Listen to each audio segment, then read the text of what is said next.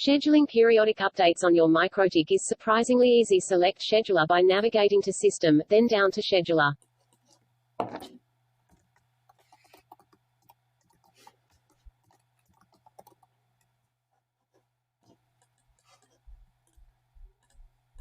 Change this top box to the time you want your Mikrotik to update.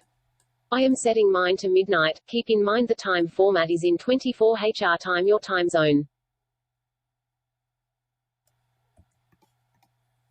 His second box is the frequency. In this example, I'm setting mine to check every 2 days for an update.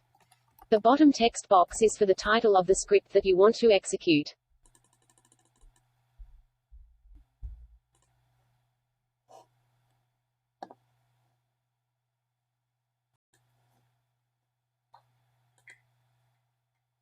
Now navigate to Scripts. Insert the simple script below in the comments.